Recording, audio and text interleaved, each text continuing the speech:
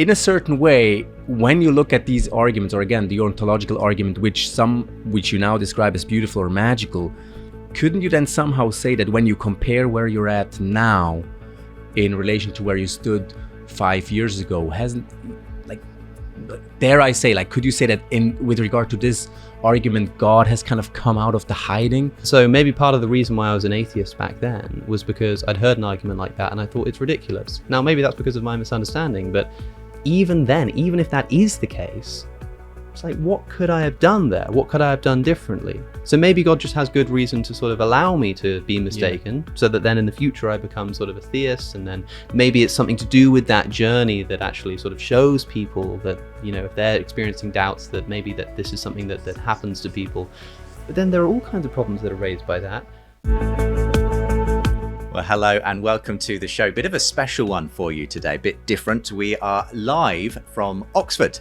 In fact, we are here in Wycliffe Hall, which is a theological college in Oxford. And you can probably hear a little bit of the background because it's a hot summer's day and we've got the window open. We're here in one of the rooms and it's been generously organised by Max Baker-Hytch, who may make an appearance later on in the show. He's one of the tutors here, but I am joined by Alex O'Connor and Lukas Ruegger, and it's wonderful to be able to do this in person. Isn't it nice to actually be here all together? It is. How novel. We've all got used to doing things remotely over Skype and Zoom and whatever, but it's great to be here. And again, as ever, if you are watching via YouTube, please do like the video, subscribe to the channel and all the usual things. Plus, subscribe to these guys' channels because it's a fantastic, the way that this sort of cottage industry almost of interesting discussions and conversations between Christians and atheists and people of other worldviews has come together. Let's hear a little bit about how it's all happened for you, Lukas. Tell us about your background and how you got into doing your channel, which is called Deflate. It's an apologetics and sort of evangelism channel, isn't it? Yes, sure it is. So my name is Lukas, as you said, and I'm originally Swiss, so hence my accent. I'm sorry if I don't mash that well with your lovely British Sounding good to me. We've actually lived in Beirut, Lebanon for the past 10 years. And we've built a ministry there with an organization called Steiger International. We're reaching university students, both online and offline. And how the channel came about is actually through a range of events we started doing at our own house in the living room with, in cooperation with an atheist club in Beirut, where we brought people together up to, sometimes we would be 25, 30 people cramming into our space to discuss worldview questions. And then people kept saying, well, Lukas, maybe you should go online and do this stuff online. And as COVID hit, that was the final spark to get me out there on the platform. And what kind of stuff do you tend to put out normally? Well, I guess I've done quite a couple of responses to Alex. And then at some point last year, my first subscribers told me, well, Lukas, there are other people out there. So maybe you should look out for other stuff. I guess, I still feel like very much a greenhorn or a newcomer to the scene. I'm still learning my way how to do this best. I do like interacting with other people on the platform. At the same time, also just trying to put out stuff that I kind of wrestle with or think through and hope it in the hope that it helps other people. And I know you were due to meet in person back in May, but it couldn't happen for various logistical reasons in the end. But so I'm very glad that we were able to bring you together here in Oxford. So am I. Yeah. Thank you for making this happen. Yeah. No, it's my pleasure and good to have you back again on the show, Alex. The last time you were on with me, at least, was remotely with Bishop Baron O'Connor. Which was a great discussion. So, how's life treated you in the last year or so? Then, what you've been up to? It's been nice. It's been good. I'm not studying anymore. When we first met, I was doing my A levels. Wow. Which gives an indication of how long we've been doing this kind of thing. And so it's the first time in my life where I've been not doing YouTube on the side. Which is strange because I haven't been uploading as much as people might have expected me to, and indeed I expected myself to. But I've decided that I needed to take some time to reevaluate the nature of the channel, where it's going in the future, do a lot more in the way of podcasting as well. So I've been planning more long form content, but also I'm hoping to move towards more highly produced, intense, long videos on particular topics rather than keep doing these sort of quick rebuttals, which I think get old quite fast if you keep hearing them from the same person, because it's always good to hear a new approach. And sure, but once I've been doing it for sort of 5-6 years, it starts to feel like it's wearing a bit thin. Yeah. So things are a little bit strange at the moment. The channel's a bit in flux. But obviously, well. yeah, and you've developed obviously a name for yourself as a strong promoter of veganism as well, and that so where you started with the sort of the atheist sort of thing, it's obviously you're developing as a person. Your views about philosophical questions and arguments for God have changed over the years as well, haven't you? You've been I love the way you've been very honest about that journey you've been on. I try my best. It's even that's kind of getting old. I discovered this problem of animal suffering, and I thought it was incredibly important. So I wanted to sort of make some noise about it. And now I've been talking about it for so long that it's one of the things that I'm known for. It's no longer, oh, you're doing this veganism thing. Yeah. It's like, oh, are you going to go back Alex, to doing this philosophy thing? Yeah. But there's only sort of so many times that you can say that factory farming is immoral, and so even that, it's like you don't want to keep beating this dead horse, to use a patently non-vegan metaphor, a dead metaphor, dying metaphor, in fact. I just think I think it's a responsibility of a content creator to make sure that the stuff that they're putting out is consistently useful. Yeah. Not just rehashing old stuff. But well, I love the fact that obviously the YouTube age, and particularly I suppose COVID sort of accelerated it, has developed this kind of very fertile, I think, conversation that thousands, hundreds of thousands of people are watching, between folks like you, and obviously there are others like Cameron Bertuzzi and Michael Jones, Inspiring Philosophy, and many others who are kind of in this arena, Stephen Woodford. And I've just been watching, and when I started out doing Unbelievable, it was the only thing that really existed in quite this way in some ways, and we were early adopters of podcasting. But I've just loved seeing the way that these conversations have flourished independently. People just getting up there, giving it a go, and then you see this growth and interesting conversation to develop. Is that you taking credit? That's me saying I was the first. I was here. Yeah, absolutely. No, but you guys are doing it much better than I am these days. Anyway, it's nice to be here in person, and we thought, well, what could we talk about since we're all here? The hiddenness of God is what we decided, because I'm not aware that you've gone into massive depth. I know you've touched on it in various debates yourself, Alex. Yeah. And I know it's something that you're interested in talking about. It's a significant objection to theism. And maybe what would be good is to just tell us a little bit, define what this problem is, this objection is. I don't know whether you want to start us off on that one, Lukas, or maybe as you're here to make the case for the hiddenness objection, why don't we start with you, Alex?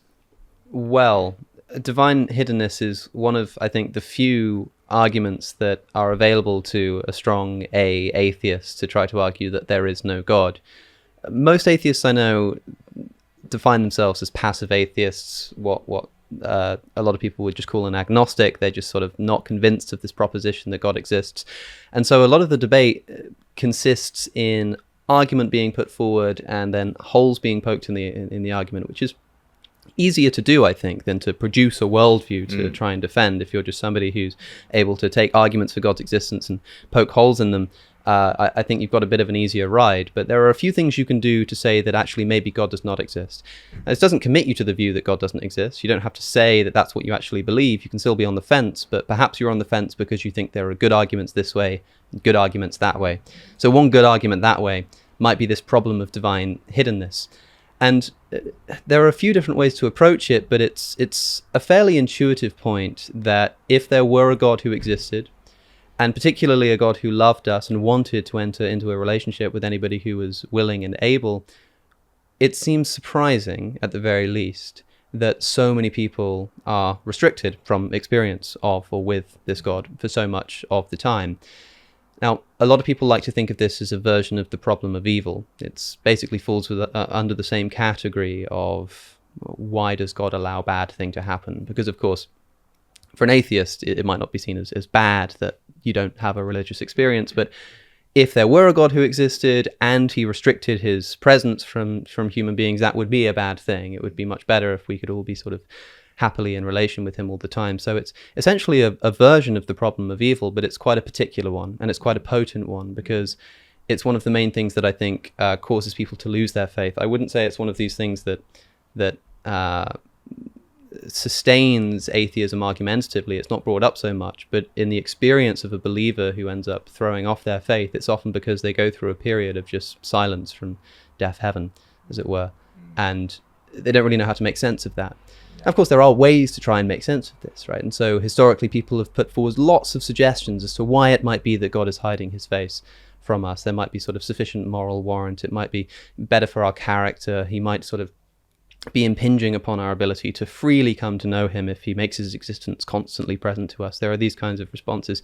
These are often very similar to the kind of responses that you get to the problem of evil. It's essentially just a suggestion that there might be some kind of sufficient moral warrant. For me, these responses just don't cut it. At least they seem a bit ad hoc to me. And I imagine we'll be getting into discussing a few of those. But really the argument is that if there were, I mean, you can put it quite formally as Schellenberg famously did in saying that if there is a God who exists who's perfectly loving, then non-resistant non-belief would not occur. And what can you just, for those who haven't come across Schellenberg's version of it, what does this non-resistant bit mean? It's an important distinction. Of course, there are non-believers who could be described as resistant to belief in God for various reasons. Maybe your anti-theists who say, well, I don't think it's true, but I don't want it to be true. Or people who, we all know that some people in approaching certain topics will almost subconsciously, but somehow willingly, if they don't want something to be true, blind themselves to particular kinds of evidence. This is something you see on both sides of the debate. So some people like resist, right? And so if I was just like, look, I'm not going to read that nonsense. I'm not going to read the gospel. I'm not going to engage in the debate. But all of this religious stuff is ridiculous. Somebody would probably have a right to say to me, look, you're obviously not seeking properly. But the non-resistant non-believer is the person who has no objection to entering into a relationship with God, and in fact desires it. And this would be someone like myself. I think, like, if it's there, I'm here for it. I really am. I'm open to it. That is, I'm non-resistant to this belief in God. And so the reason we add that non-resistant clause is to say that is to prevent somebody from saying, well, maybe you're just sort of hardening your heart or something like this. As long as there is a single example, just one, of a truly non-resistant non-believer, then it seems that the theist needs to explain why it is that God would hide his face from them, or at least give us plausible reason to think that there could be such a reason. Yeah. Okay. Well, that's a really helpful way into the argument. So, yeah, and I think we meet this in a kind of non-philosophical form quite a lot, don't we, Luke? Because it's, people saying, well, I haven't, I'm open to God, but God hasn't shown up in my life. So surely it's down to God in the end. And if God's there, then God will know what to do to make me believe, and that kind of thing. So yeah, where do you start with this one? Yeah, definitely. And I would also add, I think it's something that even the Christian or the believer can relate to, in the sense that they will experience, periods or times where they feel like, well, where is God? I can read the Bible or go to church, but it feels like there is nothing tangible or nothing relatable. So in this sense, I do think that intuitively the argument makes sense and or should make sense, I think, even to the Christian.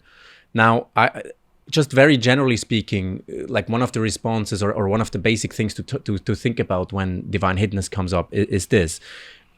If, like, on what grounds are we to believe that, this one argument, if you refer to how Schellenberg put it, the argument from divine hiddenness against God's existence, in what sense are we to believe that the assertion or the perception of the skeptic or of someone like Schellenberg that there isn't enough evidence for God kind of throws out all we know from natural theology and does so objectively speaking? So it seems like you have divine hiddenness as an argument on the one side, and on the other side you have all the data you get, or all the arguments you get from natural theology. And it seems like on a very basic level that the argument as such seems to kind of claim that all of this needs to be put aside, because natural theology as such is basically the claim that, you look at the world as it is, you don't need special revelation, and with the data you get, you can make inference to the existence of God. So I think that's one of the basic issues that you would want to look at when the argument comes up. So the point being that the fact that there is this objection of the hiddenness of God doesn't necessarily outweigh all of those other issues. Exactly, because again, when you look at fine-tuning or cosmological arguments, I mean, these are ways that even atheist thinkers would say. And I mean, Alex, you've made kind of comments recently where you feel like, well, there has been raised credence in these arguments with how you've looked at them again. Yeah. So the question is, well, now, like, what weighs heavier? Is it the divine hiddenness argument, which basically says there is not enough evidence for a person to believe in God? Or is it the stuff that is being talked about in natural theology? So what do you want to say to that, Alex? Well, the divine hiddenness problem, I don't think I would characterize it as the problem that there sort of isn't enough evidence per se. It's more something about the effect that evidence has on the person who's considering belief. So, I think there's a great deal of good evidence in terms of what is argumentatively sound. The fine-tuning argument, you can make responses to it, but it's a powerful consideration. Why are the consonants so finely tuned? The argument from reason seems to be a powerful sort of undercutting reason to sort of distrust our very reasoning faculties on atheism. These kinds of things, I think they are powerful argumentatively. In a kind of academic sense, they're easy to defend and difficult to argue against. But of course, particularly for Christianity, religion is not about natural theology. Natural theology is this strange philosophical wart on the side of what is supposed to be this glorious relationship with a loving person. I don't know if the natural theologians will appreciate being compared to a wart, but perhaps we'll not. let that go. But I feel like it's such a. It seems to me, if Christianity were true, it would be the sort of wrong way to be approaching this kind of conversation. In practice, we don't all walk around as philosophers, when we're Christians. And I've always worried slightly that maybe a lot of the non-Christians and atheists who watch these shows and yours think that, well, this must be what Christianity is. If I was a Christian, I'd just be going around quoting the ontological argument or something. And that's not quite the reality. Well, I think it rises up as a response to sort of your intellectual atheists of history who said, look, we've got this kind of academic way of viewing the world. We like to put things in a microscope. We like to formalize and mathematize this kind of thing. And we sort of try to sort of taxonomize the entire world into this complete scientific understanding that if we manage to fill out, we'll explain everything. And the theist comes along and says, well, actually, I'm not so sure about that. And they start sort of arguing on those terms. And you end up with this highly academic, formalized premise conclusion, which, of course, I find interesting. I've made a career out of discussing this stuff for the past half decade. But of course, I'm an atheist, right? Like I think that this is sort of interesting from a philosophical perspective. But if I were a Christian, I would think that this is not where I would expect to find the focal point of the Christian faith. This is supposed to be about a relationship. I think, look, if God has not revealed himself through prayer or reflection or through religious experience, it'd be very bizarre indeed for me to kind of put my eye down a microscope, look at like a particular way that an atom wriggles or something and go, there he is. It would be a very strange place for him to reveal himself. And so I wouldn't expect, so when I say that sort of the natural theological arguments, that they're argumentatively sound, I think they are, but they don't move me. And I don't think they move a lot of people. And I think if you ask people why they convert to Christianity or to theism from atheism, very rarely do they report that it's because they sat down and read a particular argument in the Blackwell Companion to Natural Theology. Sometimes that is part of a wider picture. Obviously, there is some kind of intellectual questions that got answered, and then perhaps there was also an additional experience or whatever. But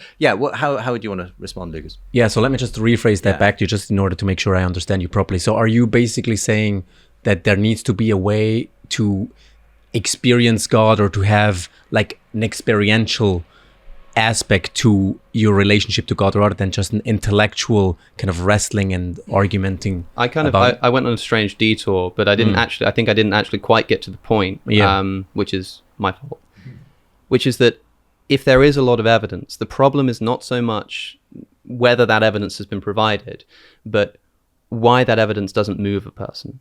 Because you could provide all the evidence in the world, But if I'm just of this kind of psychological constitution where it just doesn't land with me, you could say something like, there's a sense in which you might want to say, well, that's kind of on you because there is enough evidence and you're just not accepting it for some reason. But whatever that reason is as mysterious to me as it is to you. Like, why is it that somebody will say to me, look, you have all of this evidence, you have the fine-tuning argument, you have the cosmological considerations, you have like your moral intuition, all of this kind of stuff. Like, why are you not a theist? To which I just want to say, well, that's a good question. Why not? Why is it indeed that in the face of all of these supposed evidences, I am just not moved? Now, it might be something to do with me. It might be that I'm doing it wrong. It might be that I'm sort of not opening my heart to God. But I at least feel as though I've done that. And I'd like to ask any theist who thinks I'm not what they would advise that I do if they think that I've not been doing it properly. But so it's not so much about the evidence, but rather the sort of lack of potency that the evidence has in actually forming a belief within a person. Okay, so I guess then we're really talking about, well, a person like yourself looking at the evidence, and I think that the crucial term there is it doesn't move you. So what do you? I mean, could you kind of mention another example where the evidence moves you to to action or to whatever it's supposed to move you towards? Because I feel like I can look at.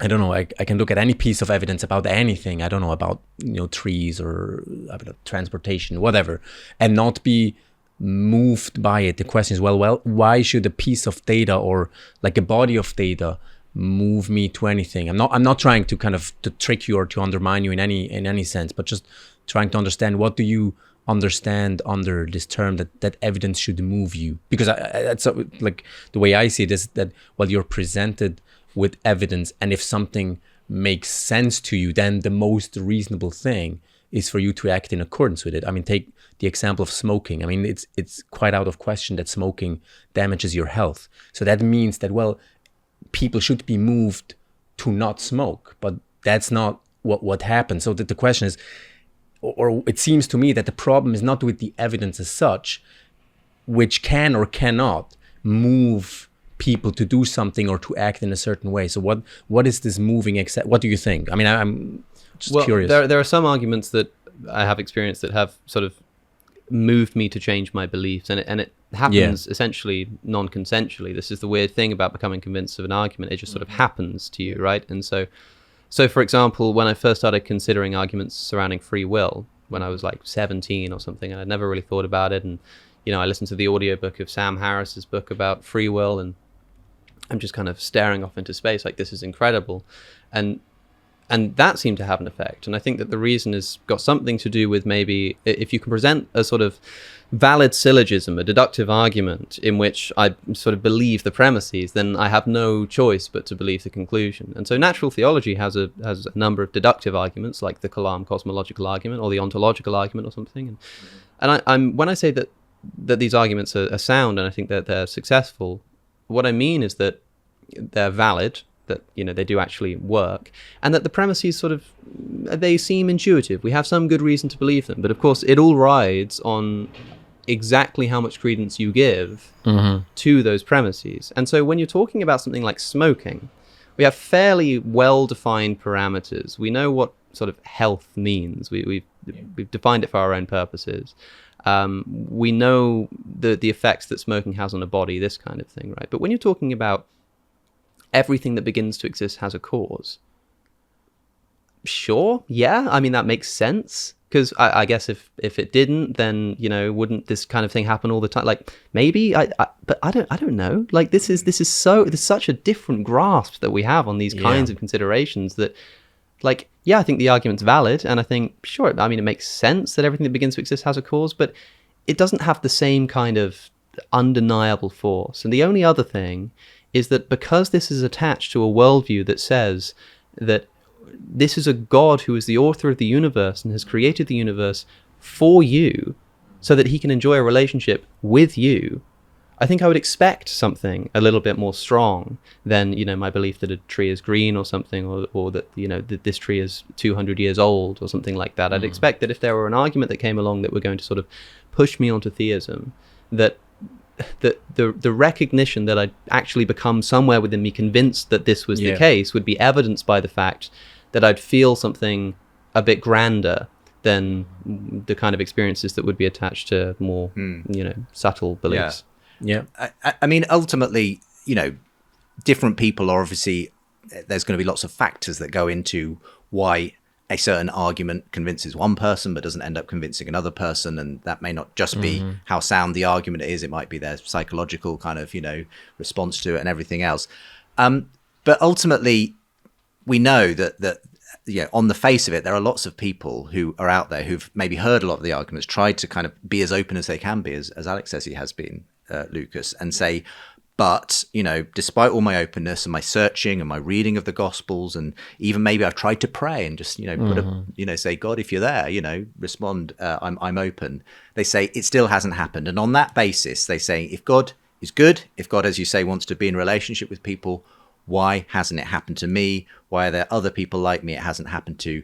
Is this evidence, therefore, that there's not a God on the other end? And so where do you go with that? Because in simple terms, that's sort of Schellenberger's argument, I think. It's that if there are these non-resistant atheists and non-believers, God, there's no reason, he can't see any particularly good reason why God wouldn't be revealing God's self to that person. Yeah, or not revealing himself yet. I think, and I've mentioned this like previous to our conversation, I think there is a kind of a snapshot frame of reference you can take when talking about this problem of hiddenness, by which I mean, how do I feel about God, or how do I think about God today on this 11th of July in 2022? And it seems to me, someone might say, well, God is hidden. Well, I can't experience him.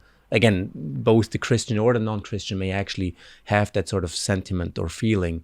But then another way to look at the whole issue is, well, you look at the period of time and, well, how has God been revealing himself to me, or have I experienced some sort of increased relationship or increased depth of relationship with God? And here is, like, I'd like to get back to kind of your specific case, Alex, if I'm allowed to call it that. It's I looked at, recently in your conversation with Joe Schmidt, where you put up this tier list for arguments for God's existence. You mentioned, and I was struck, I thought it was quite beautiful or inspiring. You said, the ontological argument is, now I don't know if you meant it sarcastically or anything, but you said it's beautiful. And you used the word, there's something magical about it, which to me suggests something very much along the lines of, well, this actually moves me, that this does something to me. Whereas, and so I went back and checked out what you said a couple of years ago about the ontological argument, and you literally said, I don't think this is even worth the time to bring it up in a debate.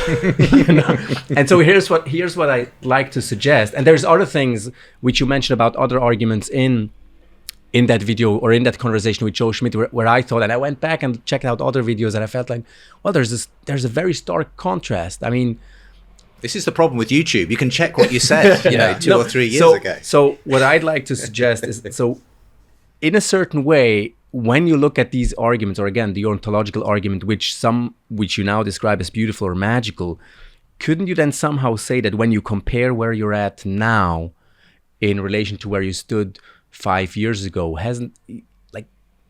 dare I say, could you say that with regard to this argument, God has kind of come out of the hiding?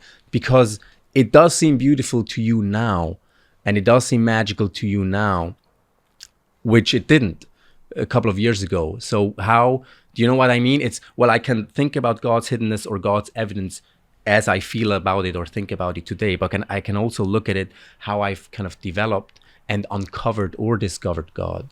We'll come back to that and hear what Alex has to say after a short break, because we take breaks here on The Unbelievable Show. And we're talking about divine hiddenness. My guest today, Lukas Ruegger and Alex O'Connor. Lukas runs the Deflate YouTube channel. Alex, of course, the Cosmic Skeptic. And we'll be back in just a moment. For more conversations between Christians and skeptics, subscribe to the Unbelievable podcast. And for more updates and bonus content, sign up to the Unbelievable newsletter.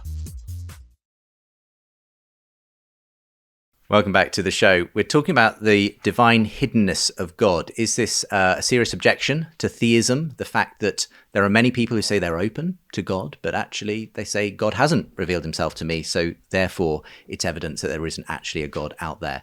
I'm joined today by Lukas Ruegger and Alex O'Connor. Make sure there are links to their websites and their YouTube channels in just a moment's time. We've closed the window as well here at Wycliffe Hall in Oxford, where we're recording, so that you won't hear so many cars and trucks going by in the background. But we kind of had a bit of a cliffhanger there, as Lukas asked you, Alex. Essentially, you appear to have changed your mind on some issues. You seem to take some arguments for God more seriously than you used to. And perhaps you could comment on whether you were talking seriously about the ontological argument as a beautiful argument that moves you in some way, whereas a few years ago you were prepared to say it's not worth spending any time on. So yeah, first of all, were you meaning that seriously? And does your move towards taking some of these arguments, more seriously, suggest that God may have been revealing himself to you? Yes and no. Okay. I think the argument is beautiful. I think it's interesting and fascinating and fiercely clever. What changed your mind, just as a diversion? Well, even though Joe was insisting that no philosopher takes this seriously. Yeah, I know. It's a tragedy. I think, as I said before on my channel, it might have a lot to do with one of my friends who's doing a PhD in the Anselmian ontological argument, and it's probably through discussing it with him, for hours upon hours, that I began to sort of take it a bit more seriously. But I really do think that, and I don't know exactly which video it was you watched, but I made a video just on the ontological argument that was maybe 2017, 2018, something like that. And I actually watched that back recently and nearly privated it because it was so bad. Like it's really bad, and the reason it's so bad is because I didn't understand it. I didn't get the argument, and it's evidenced by, for instance, there's a point where the video I'm responding to says that there's a premise that God exists in some possible world, right?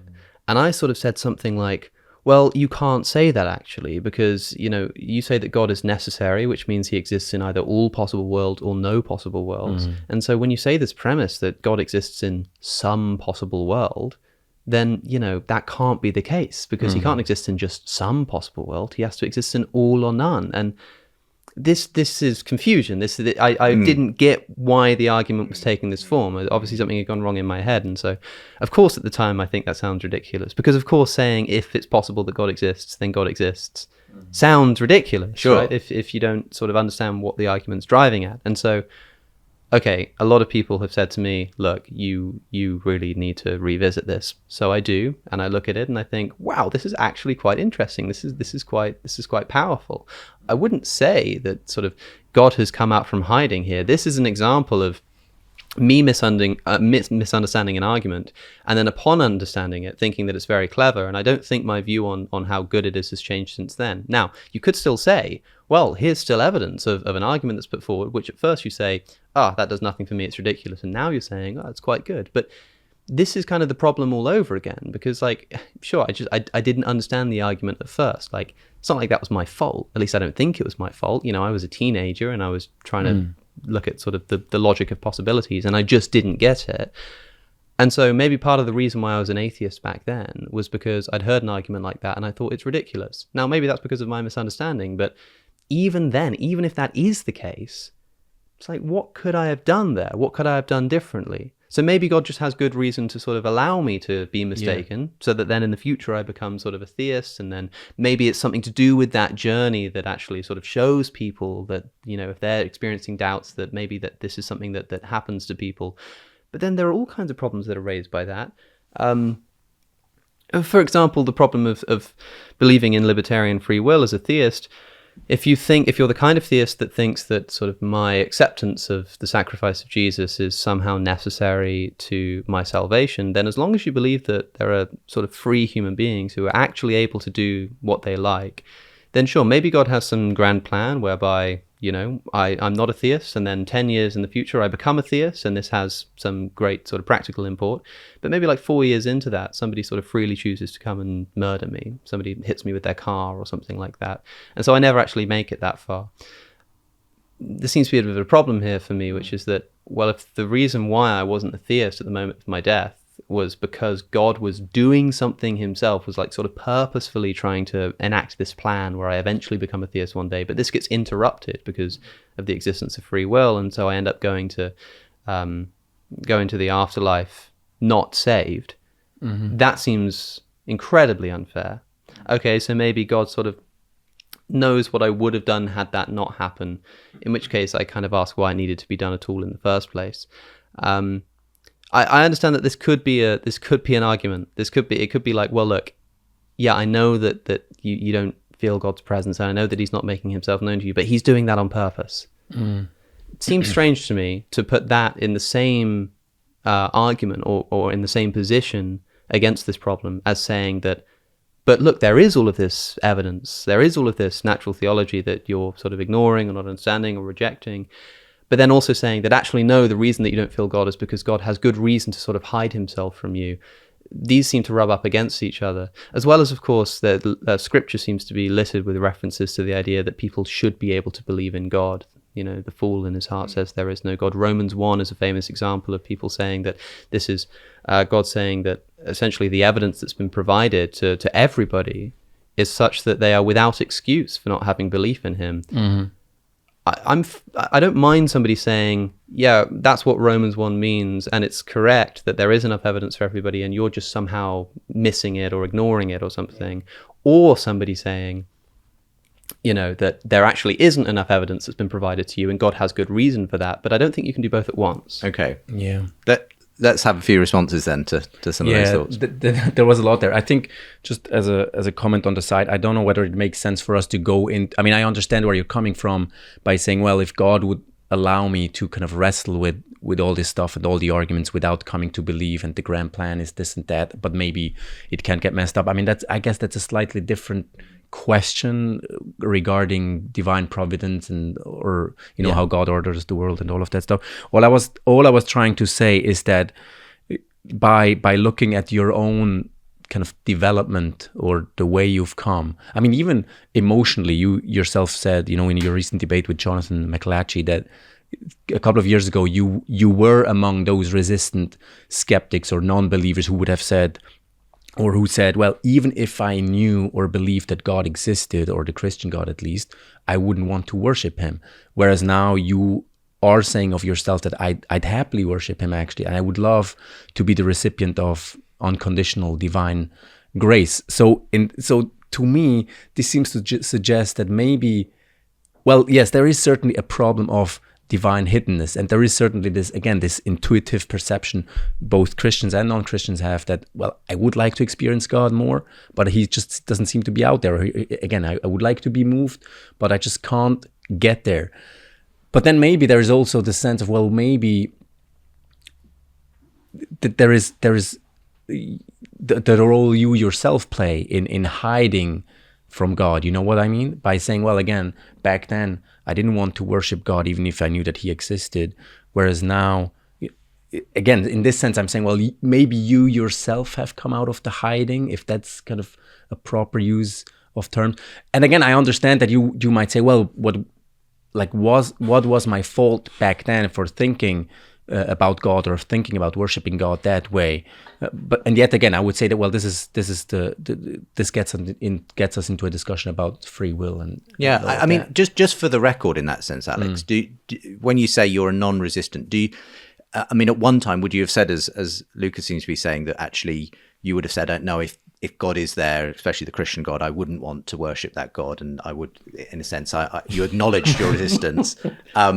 You in a different place now, and then the next question, I suppose, is how could you even tell that? Because most of our psychology and motivations aren't often open to us anyway. How would you know that you are genuinely non-resistant and so on? But that's true. Of course, no one can have full confidence that they know what they would actually do in a situation so grand as being faced with God. I think it would take a rather brave atheist indeed, or I guess they wouldn't be an atheist anymore, to reject what, if Christianity is true, just sort of would be morally justifiable and true on grounds that you somehow have better epistemic access to ethics which you may indeed have none at all if you have nothing to ground it in. I think it's quite strange. I think, yeah, look, I was quite sort of wrapped up in not just the theism is false, but also theism is terrible and horrible and needs to be eliminated because it's just this disgusting tyrannical force. Anti-theism. Yeah, more or less. You end up kind of joining a team, right? And if you start making YouTube videos, as I did, about atheism, and you say, this is why I think, that there might be no God, and then you find other people doing the same thing, but you find that a lot of them are sort of saying that religion is really bad and very evil. This is just kind of what happens to people if you start listening to a certain form of content. It's quite strange as well, because it's usually a peripheral things. That's why you find it quite strange that if you know somebody's views on one thing, you can often work out what their views are on something else. If I know your views on abortion, I might be able to work out your views on gun rights. It's like, why is that? Well, maybe it's because there's sort of something on the periphery. And it's not always so direct. It's just because if you're listening to somebody who's super pro-life in America, and you listen to loads and loads of pro-life sources, like, I don't know, something about the algorithm or something about the guests they have on, just something and without even noticing, you just start slowly sort of accepting this pro-gun rhetoric. And the same thing happens with theism and atheism, right? If you become an atheist, on the periphery, there's this sociological critique of religion, which I was quite swept up in. I remain agnostic now on the usefulness of religion. I've said before that I think saying religion is bad is like saying politics is bad. It's like, yeah, but that doesn't really tell us very much. I mean, most Christians would probably think that religion of many forms is quite bad, right? And so it's quite vague. But I certainly wouldn't say that like it would be a bad thing for there to be something like a Christian God who existed. And so the next question: how certain are you that you are non-resistant? That if God is there, then you're not putting up any barriers? Well, I suppose as certain as I can be, to give you a rather boring answer. There's something that needs to be worked out here in terms of how hard a person needs to try. If I did nothing, if I just kind of sat around and said, look, God, come and find me, maybe you'd say, look, you need to do a bit of searching. Yeah. But I don't think I could be expected to sort of be, on my knees multiple times a day, like begging high heavens to give me a sign, or to dedicate my entire life to studying philosophy and theology, even though, of course, I have actually ended up doing that, which is why I say I think I've actually gone, although I'm not sure exactly sort of how much I should be expected to do, I think I've gone further than wherever that line may be. But of course you can do this stuff with the wrong sort of heart, as it were. Like you can go into studying a degree in theology with the express purpose of trying to undermine it or something like that, which may well have been sort of what was running through my head at the beginning of the degree. I'm not sure, it's actually quite hard to remember, but certainly now I think to myself, look, I live with Christians, and I made that decision purposefully to try to consistently engage them as people who are my friends. So not in like a debate, not where you're trying to one-up each other in front of an audience, but where you just sit down and have a conversation with your friends. I read scripture, I go to Bible study groups and this kind of thing. You do more than many Christians do, frankly. I try my best. I mean, I still don't do as much as I could. There are books of the Bible that I haven't read. This kind of thing. But I think, look, I can't put my finger on this, but I feel like I'm doing what would be expected. So as your conscience is clean, that as far as within reason, you're looking, searching. You don't think that you've got a kind of axe to grind against God at this point. And I think we just have to take that at face value, Lukas, right? I very much think so, yes. Even if you don't believe me, you can just imagine that there's at least one person who does act like that. No, I do. And I mean, in general, you're not the first person who tells me that, I'm really trying, and I would love for there to be a God, and I try to touch base with him. And again, I read scripture, and I go to Bible studies, and I pray, or I listen to worship music and whatnot. Yes, I do take that at face value. It's not, I feel quite awkward saying, well, maybe there's something psychological going on, other than the only thing that I would have to admit is that, well, even with me, there is psychological stuff going on as a Christian. I too want Christianity to be true. I do there are underlying reasons why I do certain Christian things which I'm unaware of. And I thought it was quite interesting in your, you quoted, I think to Jonathan, you quoted Psalm 139, Yes. which is about the presence of God. Where can I go from you? And if I make myself, if I go to the ends of the earth, you are there and whatnot. And the psalm ends with the psalmist saying, well, oh God, search my heart, oh God, and know my thoughts. Yes. Try me and see if there's any grievous way within me and lead me in the way everlasting. And in between that end and the beginning, which you quote, there's this really messy 3 verses where he talks about, I hate those who hate you, and it's just, you feel like, wow, what's going on here?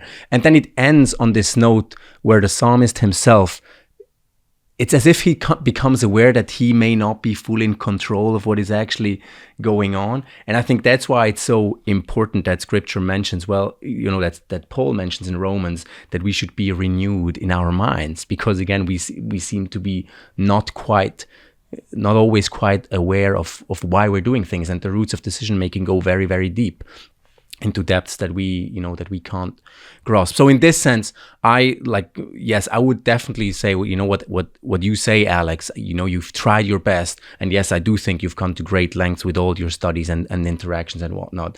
Yes, I don't think that I don't think it's fair for me to say, well, maybe there is, something else going on.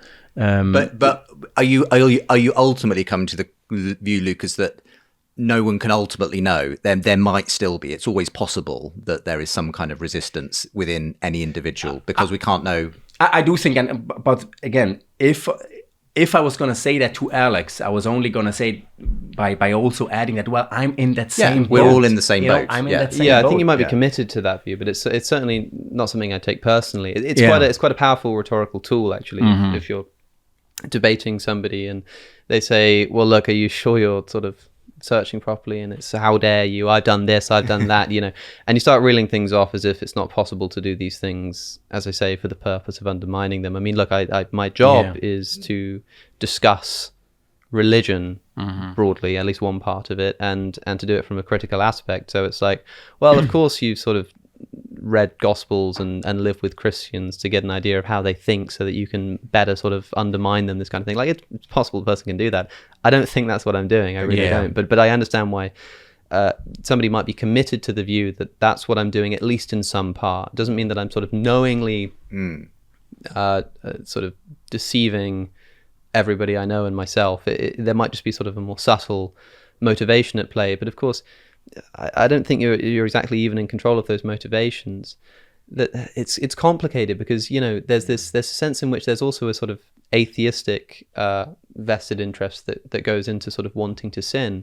Christians often say, atheists just want to sin. I mean, this is true. Of course, it's true. Even from a Christian picture, everybody wants to sin. Is this the right? view, if I could put it this way, that some Christians may say, well, it's not just about changing a belief, it's about changing a lifestyle, and therefore there's going to be a psychological sort of cost and a social cost to becoming a Christian. Therefore, that's bound to weigh on whether an atheist ultimately decides to cross that line. And it's often implied that to experience the fullness of faith, you need to walk the walk. That is, God will reveal himself once you start living a pious life.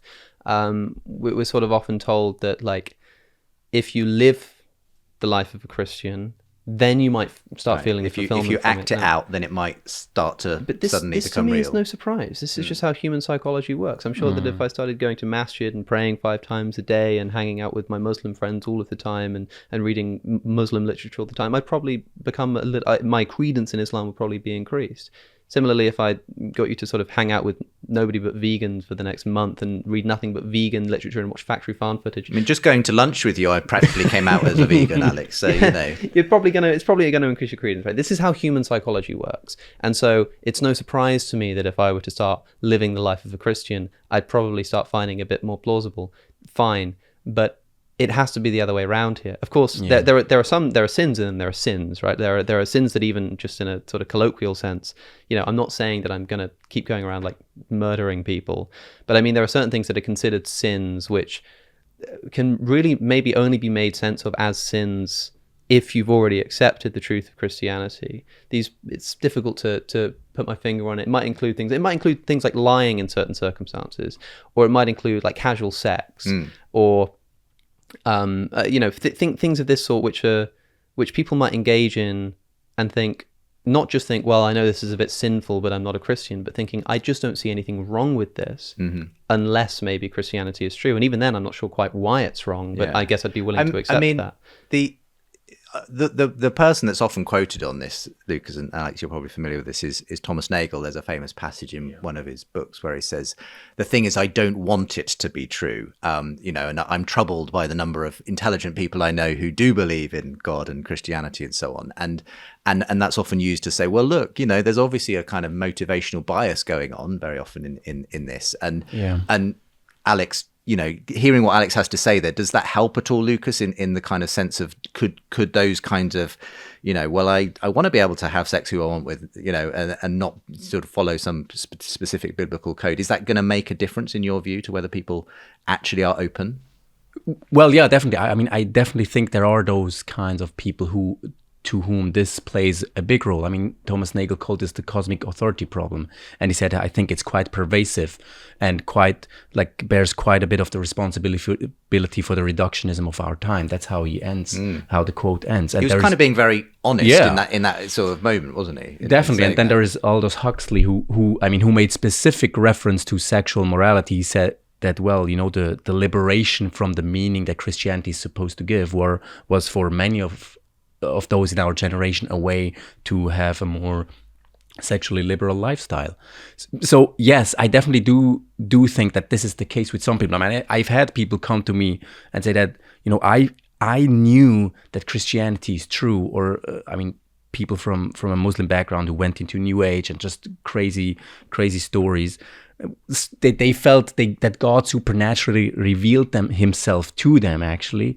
And so this girl came to me and said, well, Lukas, I knew Christianity to be true way before I actually committed to Christ. But it's because I was aware of the cost that was required in terms of my sexual lifestyle that I didn't want to commit. So I do think, yes, there are those people. But again, as far as I know you, Alex, again, that's why I'm very apprehensive to say, well, maybe there is some of this going on underneath the surface. Yeah. Well, I don't think that's fair. I can tell you that there is to a degree, which is, as I say, only in those areas where I might be engaging in things which would be sinful if Christianity were true, but it's difficult to make sense of being wrong if there is no sort of moral authority. Not to imply. So I gave the example of casual sex. I think that casual sex is quite a dangerous thing. It's quite an overrated thing. It's like people don't treat it as seriously as they should. But equally, in other contexts, treat it like way more seriously than anything else on planet Earth. It's quite strange that it's sort of everything and nothing at the same time. It's a difficult thing to sort of make sense of. But certainly, sex before marriage, or if I were homosexual, right, engaging in homosexual sexual activity, or even just homosexual, relationship. It would be the kind of thing where I'd think to myself, well, look, if Christianity were true and for some reason this was wrong, and I wouldn't understand why, look, Christianity is such a wonderful, incredible, just eternity-altering thing that, sure, I'll happily just be happy to give it up. But if somebody's like, yeah, you need to walk the walk and then it will become revealed to you, it's like, and until I'm pretty much certain that that's the case, it's going to be very difficult for me to justify giving that up. The cost isn't going to be worth the potential benefit. And that's unlike, if somebody's like sort of engaging in sinful activity that's sort of, maybe they're like a drunkard or something, and they think to themselves, well, if there's no God, there's not exactly a reason why this should be like wrong per se, but they sort of feel there's something off about that, right? These kind of things, it's a bit easier to say, well, look, if you start sort of living a bit more piously, then Christianity will reveal itself to you. But with these kinds of things, it seems more difficult for me. Yeah, and I don't think it's right to say that, well, unless you walk the walk, that God won't reveal himself to you. I mean, there's people who felt, God's presence or experienced something even supernatural, even without having walked the walk, whereby, I would say by sheer grace, God did reveal himself. And they felt something without having done anything, without having committed to anything prior to that experience. I mean, I'd like to, I don't know if this is going to be helpful, but I'd like to kind of throw in Paul Draper's perspective on this. I thought it was very interesting. I don't know what you think about it, Alex. He's of course the state-of-the-art example of an agnostic who sits on the fence, who says that, well, the evidence really just points both ways, and I can't make up my mind whether it's naturalism or theism. And yet he goes on to say in one of his essays, he says, well, I think as an agnostic who does sit exactly on the fence, it is, and he uses the term rationally required for me to engage in religious activity, prayer or scripture reading or what have you. And then he goes on to say that this may actually, and here's an important distinction I think he causes us to make. He says, well, this may actually lead to a relationship with God, even if it doesn't lead to belief in God. And I think, these are some, like we were talking about belief and relationship, or about these things in a technical term. If belief is, this propositional attitude of holding something to be true or to be the case, he says, well, you can have a relationship with God even if you don't have that propositional attitude of belief. But, or what other people would say, like acceptance, that is acting as if something is true, may actually lead to relationship to God. And maybe the kind of the difference between the two is, again, belief is what we mean by that, at least philosophically speaking, is, again, you hold something to be true. Whereas acting as if something is true, that is acceptance, is quite a different ballgame. You can accept something even if you don't believe in it. Let's say your brother is kidnapped and you feel, you have good evidence that he was also killed, but because of the great good that it would be for him to still live and for you to be reunited with him, you act as if it's true that he's still alive. So you go and search for him, or you do whatever campaigning you need to do in order to try and find him. So you act as if it's true that your brother lives, even though you don't actually believe that he lives. Yeah. And so Draper is kind of making this case that you can, because for him it is still a real possibility that God does exist. He says, well, I think it's a good thing for me to act as if this is true. And he goes on to say that this may actually, it can lead to relationship with God, provided that God exists. Of course, if God doesn't exist, if he turns out to not exist, well, there is not going to be any relationship. But I can act as if it's true that he exists. And if he happens to exist, I can develop a relationship. It's almost a bit of a Pascal's wager, almost, isn't it? It goes a bit into that. And then he goes on to say that, and so this is, I want to say this cautiously to you, Alex, because I know of the great efforts you've done already.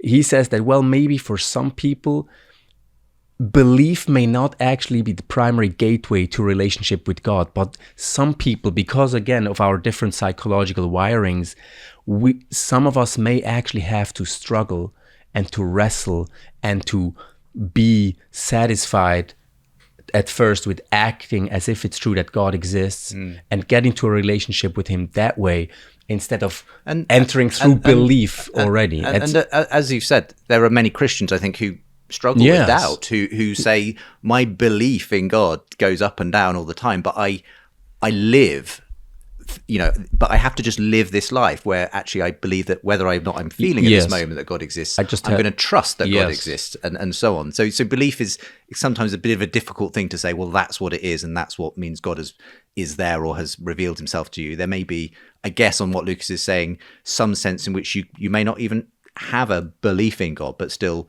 there's a possibility of some kind of relationship with God even in the absence of that belief. Yeah, but this is what I was talking about a moment ago, which is we have to offer an analysis of what it means to sort of live as if this were true. Yeah. Because, okay, so I can live as if it were true that I should love my enemies and that I should be compassionate and that sort of love is the basic truth of the universe. Okay, but that doesn't seem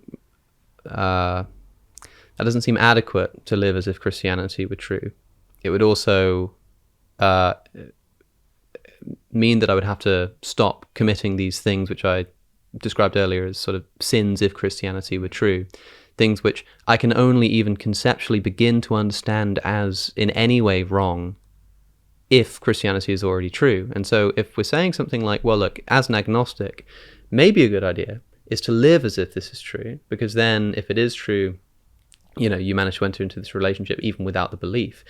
then it gets only worse, because now you'd be asking me, for instance, if I were gay, to give up homosexual relationships. Not even because then I'll be able to finally believe in God. But no, you still won't. You still won't believe any of it's true, but you'll still be sort of living this life as if it's true, in the hopes that one day maybe the fact that you've entered into a relationship with a being who isn't sort of willing to demonstrate that he's even in that relationship with you. I guess I feel like that would be a lot to ask of a person. You know what I mean?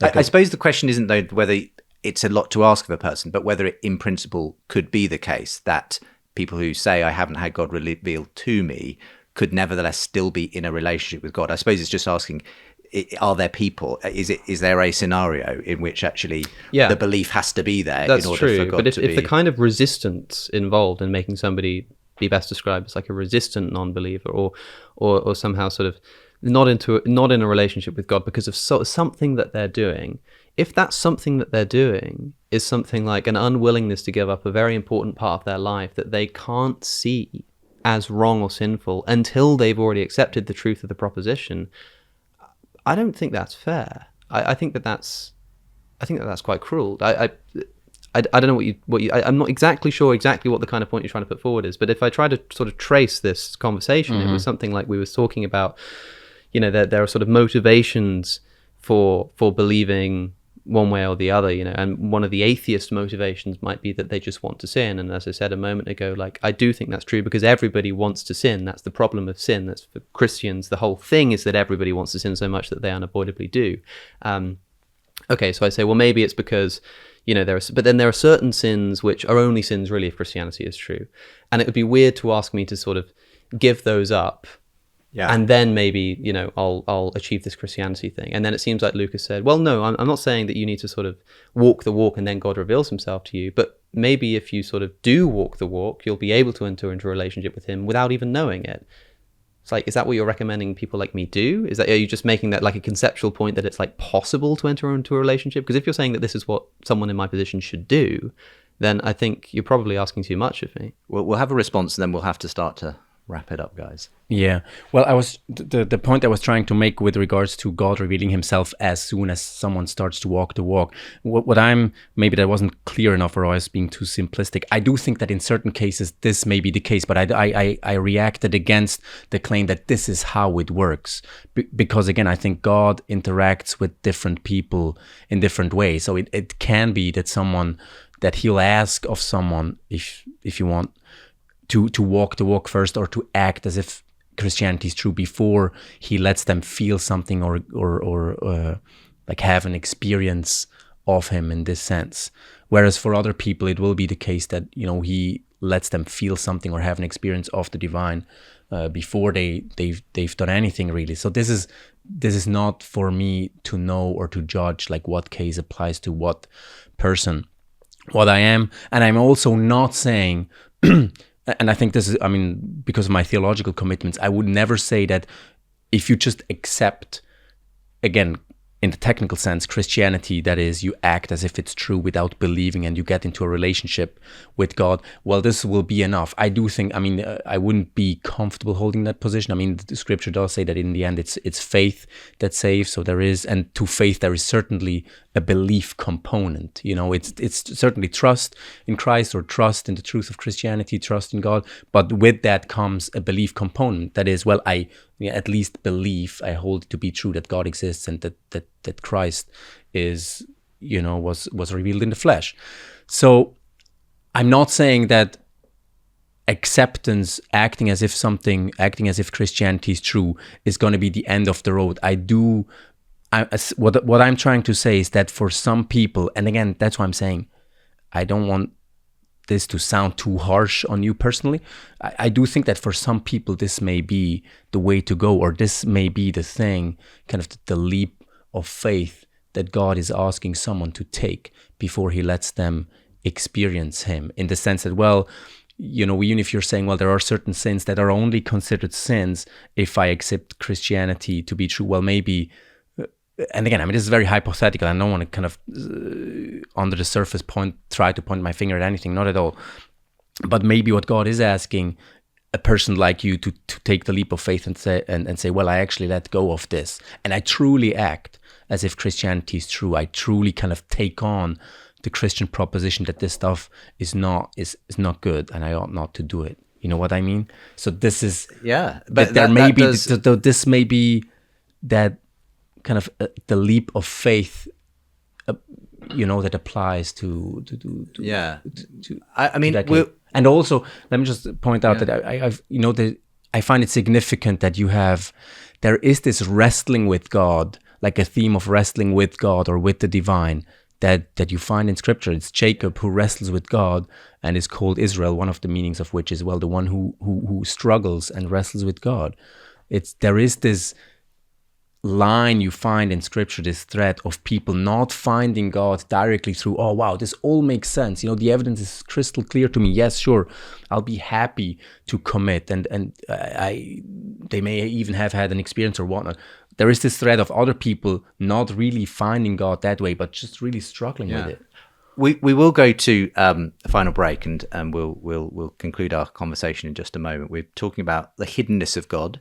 My guests today are Lukas Ruegger and Alex O'Connor. Links to their YouTube channels with today's show as well. And we'll be back in just a moment. Is there a God is one of the most fundamental questions of life. How do we make sense of life is a close second. But combining those two questions and asking, do we need God to make sense of life, is probably one of the most important things we can ever ask ourselves. I'm Justin Briley, and I'd like to introduce you to a new teaching course from Premier Unbelievable that opens up our most popular ever show on this very question. Are you saying that no one is really an atheist deep down? I didn't say no one was. Okay. I said that most of the people who claim to be atheists are. My response is, nothing matters. It's all empty and meaningless. This is how the world is. Get used to it. The first part of that is nihilistic and the second part isn't. So how do you reconcile those two things? Famed psychologist Jordan Peterson joined me to debate God, meaning and purpose with atheist psychologist Susan Blackmore in a conversation that's had a tremendous impact. As one viewer put it, "Bro, I was an atheist 30 minutes ago and now I'm clueless." Well, we're here to help you make sense of it. I'll be your guide, taking you into the depths of their conversation over 7 learning modules as we uncover several key questions about God. What does it mean to believe in God? Memes, genes, and the case for God. Is Western morality and prosperity based on God? To whom are you grateful? The universe or God? Does our search for meaning point to God? Does literature and art point to God? And finally, can we make sense of life without God? Through questions and assignments to help you explore these themes, you can follow the course at a time and pace that suits you, as I offer my own analysis and commentary on this unique conversation. You'll also receive our accompanying ebook with the full show transcript and additional essays from leading thinkers on the Peterson and Blackmore Big Conversation. You can enroll on the course right now and be equipped to have confident conversations about the most important questions of God, life, and meaning.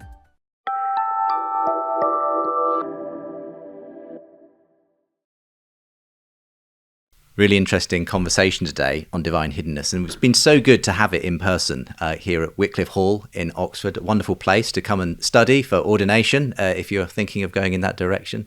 And thanks again to Max Baker-Hytch, who has given us the use of this lovely room on a very warm July day. But we're looking forward to having the windows open in a moment. But Alex, yeah, I mean, as we start to conclude this conversation, we've talked about, the fact that you feel you are genuinely open as you can be.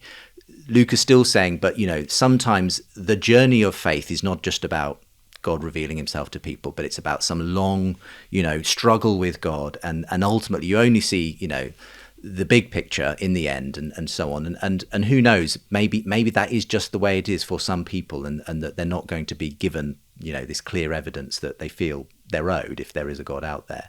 And ultimately it might involve something like, as he says, a kind of trying on of Christianity, a leap of faith that is costly at some level, but for some reason that's part of what God intends for you in the end. So yeah, where do you go with all that? I don't like to think of divine hiddenness as a response to theism as much as I like to think of theism as a response to divine hiddenness. I think that on an atheistic picture of the universe, of consciousness essentially arising by accident, we don't sort of know what we're doing here. We've developed this faculty for asking why, because it's somehow beneficial. And we sort of look at the night sky, and we look at the stars, and we look at the grandiosity of the whole thing, and we say, look, what's going on here? And there's nothing. There's no answer. There's no indication. There's no reason for it. And so, like, existential dread isn't something that was invented by the existentialists. Something that probably preceded all religious thought and may have been one of the reasons why it developed. It's not surprising to me, in other words, to find religious scripture littered with people struggling with their inability to find God, and only after a sort of long series of intellectual and practical sacrifice are they able to discover him.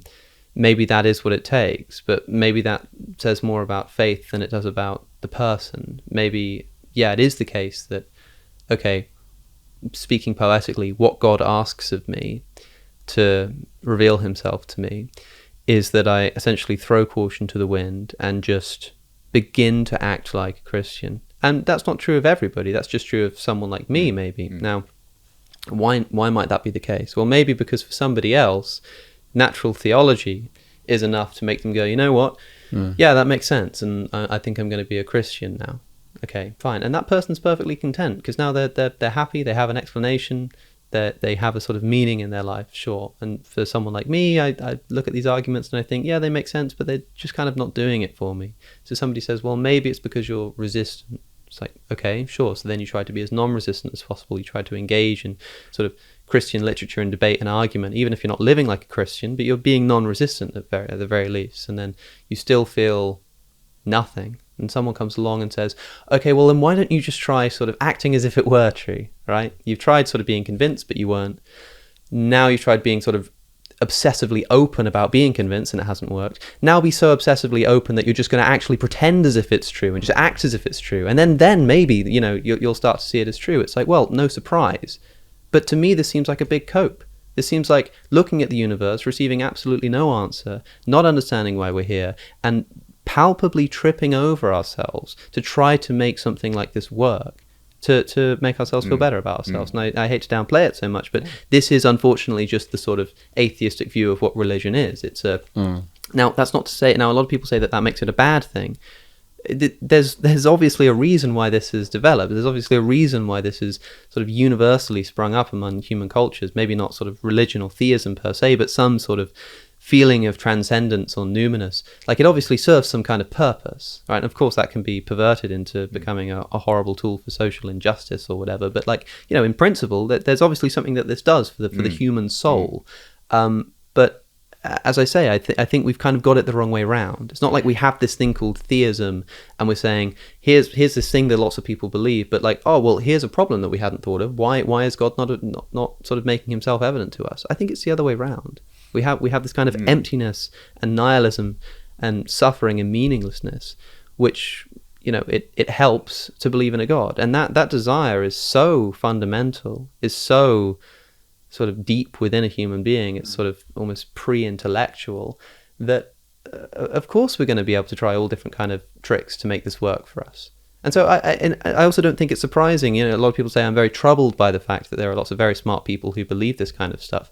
For a start, a lot of those smart people are sort of really smart scientists or incredible poets and writers and musicians, and they all believe in God. It's like, okay, you can have incredible intelligence in one area and just be totally unknowledgeable about another, but also incredibly intelligent philosophers. But as I say, even then, I don't think like philosophy is the most appropriate mechanism to God, if there is in fact a God. Like, sure, these people are academics and they sort of wear shirts and suits and they show up to debates and they bring their books and, all this kind of stuff. But when they get home and take off their clothes and get in the shower, they're still just like a confused ape who, wants comfort from the universe that's giving them absolutely no reason as to why they should be getting out of bed in the morning. So it's no surprise to me that, all of this development, of course, like the very development of intellectual thought and writing books and having conversations, all of that kind of stuff is itself an outgrowth of something that about doing that's going to help us to survive or make us sort of socially more beneficial. And so if religion is in the same category, it wouldn't surprise me that people are sort of, that underneath there somewhere there's there's something about this longing for some answer that causes them to invent these kind of deities and defend them to the ends of the earth. Well, we've gone back about 100,000 years there with that conclusion from Alex. Where do you want to begin? I appreciate your thoughts there. I think the question here as well, is it possible to take kind of the scenario you presented or the narrative you presented a step back by saying, I mean, you're essentially saying, so theism is an answer or a response to hiddenness, the hiddenness of meaning, or the lack of meaning we seem to see ourselves confronted with. Well, but then the question is also, well, why do we sense that in the first place? Why, if there was no meaning to the universe, why did we even find, this piece of meaning that the universe is meaningless? So I guess the question then becomes, well, what do you take to be ultimate?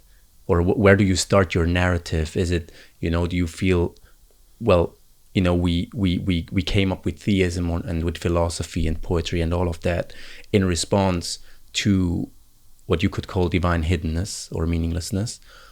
Or is the fact that we're actually asking these questions not a pointer to, the truth that there is actually meaning to be found? Because otherwise, why again would we have come up with, why would we have come up with this meaningful view or proposition that there is no meaning in the first place? That's one thing I would say in response. And the other thing I would say is, again, I think, or I want to challenge you not to be too hard, not too hard on yourself or on God for that matter, for saying, well, there is no answer, because I do think that you, in some ways, your journey testifies to the fact that you have found certain answers, or at least certain answers have started to maybe click more, or to make more sense. And then I guess, and that's maybe a good note to end on, I wonder on your behalf, okay, how long, O Lord, as the psalmist says in Psalm 13, how long will you hide from me?